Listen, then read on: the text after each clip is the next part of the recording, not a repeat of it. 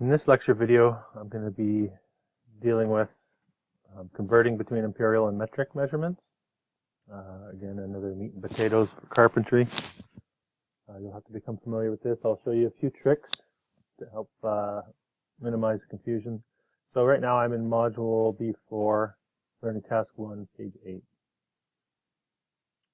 Okay, so we talk about the metric system used throughout the BC Building Code. However, most of the time, real-world carpenters use imperial measurements, so that's where you need to be able to convert back and forth.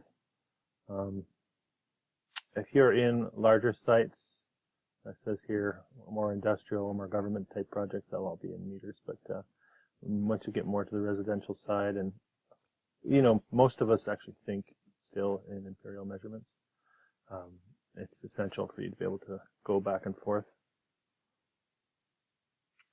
So this section will give you a couple tables, abbreviations and what they mean. I don't want to get too much into that. For the purposes of this course, you need to know the meter and the millimeter, and everything else can be sort of deduced from that in metric form. Yeah, metric is all multiples of 10. A millimeter is, or a meter is 1,000 millimeters. And that's basically what you need to take away from what we do for the purpose of this course. I'm going to talk about converting within a metric system. That's very, very simple. That's just based on the number of zeros. So if you have, like I said, if you have 1 millimeter, it's 0.001 meters because 1,000 millimeters equals a meter. That's your takeaway. Now we get to the conversion. Okay. Ooh, we're not going to really focus too much on yards. This is, these two are your magic number, but this one I would say is all you really need to retain. So 25.4 millimeters equals 1 inch. We say soft conversion, that's basically when we're not doing the math on the worksheet. We can think of 1 inch as 25 millimeters. That's something that will have to become second nature to you as you move through your apprenticeship. They give us here the millimeters to foot ratio. This is something you're going to want to remember. 300 millimeters equals 1 foot in the soft conversion. If you're able to retain this, then that's fine too for the math. But for the purposes of the math and to keep it less complicated, really I think this is all you need to hold on to. Okay. Here are the modules telling you that it's good to carry around a tape that has both metric and imperial to help you make your conversions a little easier. And to tell you what you would require basically to figure out the math on that. Instead of having to look on your tape and make the conversion. They talk about doing the math here, but this is what we're going to get into for the purposes of this lecture video and the math worksheet. Going through this conversion process here.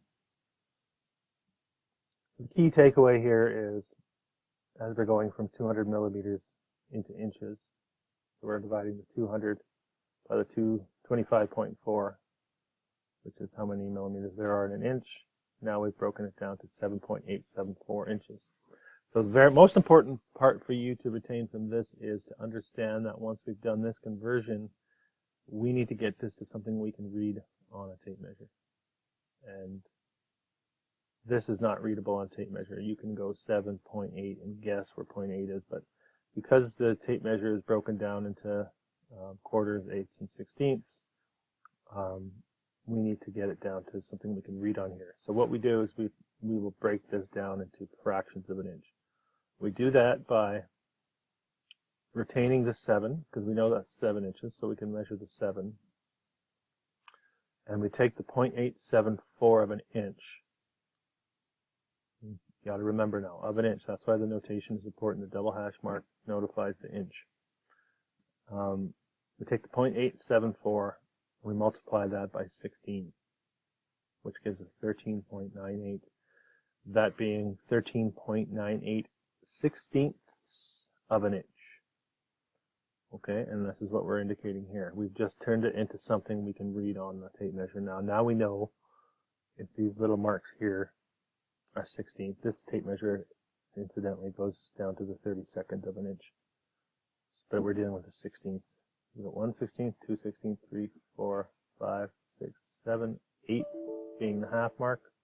8, 9, 10, 11, 12, 13, and 14. 16ths, and rounding 14 16ths down to 7/8. So our answer becomes 7 7/8. That is going to be, you're going to have to become very familiar with that as you move forward through the math. Here they give you a table, all the different options and how they convert. I wouldn't get too caught up in this if I were you.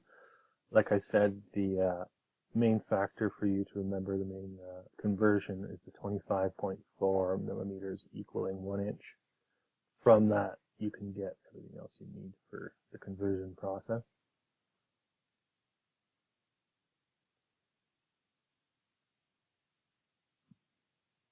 Okay. Okay, now we're looking at a math sheet asking you to do a couple of different things having to do with conversions from the metric to imperial. So the first section, number 1, from A to J, is dealing with converting to metric from an imperial measurement. So I've got a few examples done for you, and the rest I'd like you to do on your own. I'll just scroll now. Okay, so converting to a metric equivalent, I've got a couple keys laid out for you here. I suggest you do the same as reminders. You're going to remember that 1 inch is equal to 25.4 millimeters, and that 12 inches is equal to a foot. If you want, you can retain the 304 millimeters in a foot. I sometimes find that's a bit more information than you need, so I just stick with these two.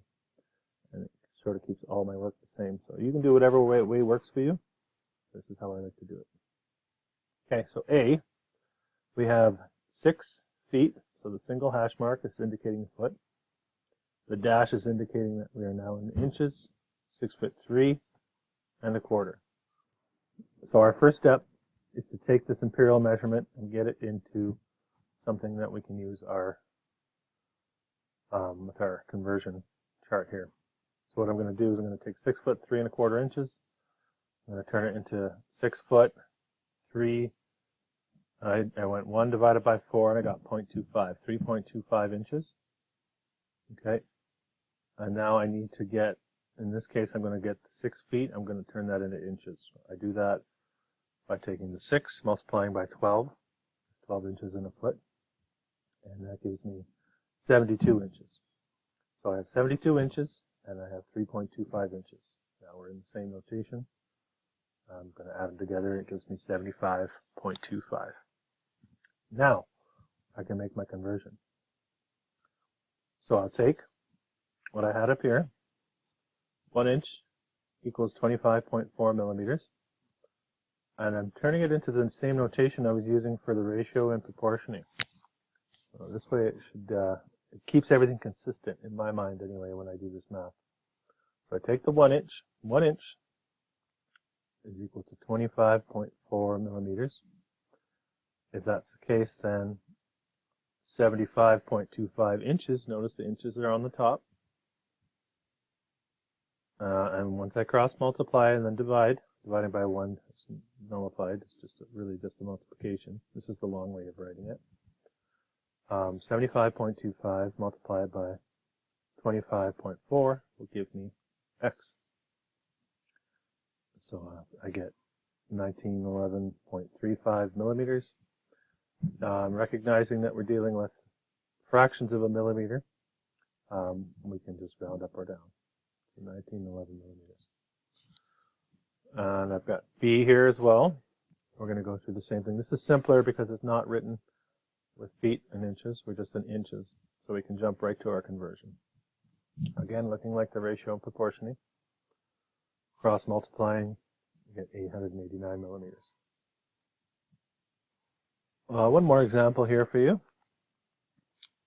30 feet 7 15/16 inches. Got to get it all to the same unit. I've taken them all to inches. You could take them all to feet and do the foot conversion. That's up to you. This is how I like to do it, and I like to stay consistent. So I'll take the 30 feet, multiply that by 12 to get how many inches are in 30 feet. And I take the 7 15/16 inches. Divide 15 divided by 16 gives me 7. The 7 is carried down. It gives me 0.9375 inches. So now we have 360 inches for this side and 7.9375 inches over here. Since they're both inches, this is not a minus. Sorry if it looks like a minus. We can add them together to give the total amount of inches of 367.9375. Now we're back to where we started. Conversion, cross multiply. Gives me 9345.61 millimeters. Get rid of these altogether. I should have rounded up here. This should have become a 6 actually. Okay. Okay, I'm going to go over number 2 for this same worksheet.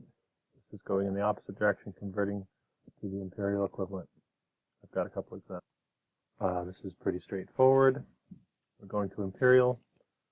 We're in 300 millimeters. We're trying to get that over to inches. We have our conversion here. This time cross multiply, and then we divide what's left. So your number, whenever going from millimeters to inches, should always get smaller. If it's not, you've done something wrong. Cross multiply, then divide. Gives you 11.811 inches. You're not done now. We've got a few more steps to do. We need to get your imperial measurement into something that we can read on a tape measure. So we're going to keep the 11, because we can read 11 inches on the tape measure. But we're going to take the 0.811 of an inch and multiply that by 16 to find out how many 16ths of an inch we have.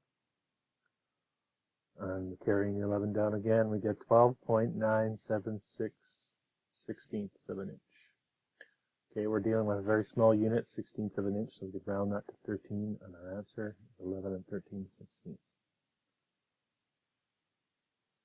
Let's try B. Exact same process.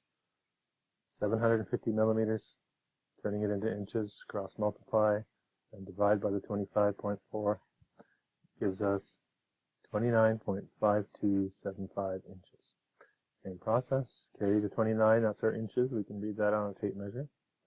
We'll take our 0.5275, multiply that by 16 to get how many 16ths of an inch we have. 29 and 8.44 16ths of an inch. We can round that down to 8. We get 29 and 8/16ths, and we can lowest common denominator of the 8/16ths down to 1/2 of an inch. The final answer there is 29.5 inches. So the last section of this sheet that I have examples for is number 3, changing to decimals of a foot to a fraction. Change the decimals of a foot to a fraction. A little confusing, I realize that. So consider these decimals of a foot. I know that's a comma, but it's supposed to be a decimal. So I've provided here one little key to recall. Since we're dealing with decimals of a foot, we're going to remember that 12 inches are equal to 1 foot. So 3A is 0.325 of a foot.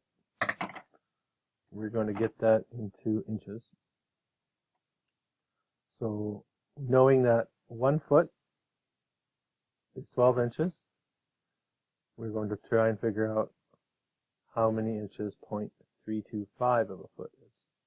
And this is how we write it, making sure that our feet are on the top and our inches are on the bottom, or vice versa, as long as they're on the same part of your fraction equation here. Cross multiply, divide by 1, gives me an x, or an answer, I always use x, of 3.9 inches. Of course, we can't measure 0.9 inches on the tape measure, so we'll carry the 3 because we can measure the 3. We'll take our 0.9, multiply by 16 to get the number of 16ths of an inch. gives us 3 and 14.4/16 of an inch. We'll round the 0.4 down because this is such a small measurement to 14/16, and we'll take the 14/16 down to a common denominator of 7/8. So the final answer here is 3 and 7/8. One more example for you.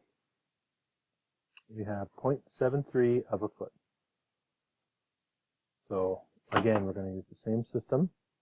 1 foot is 12 inches. So 0.73 of a foot is how many inches? Well, we do our cross multiplication, we get 8.76 inches. Same thing, we'll carry our 8, the whole number. We'll take our 0.76 of an inch, multiply that by 16 to find out how many 16ths of an inch we have.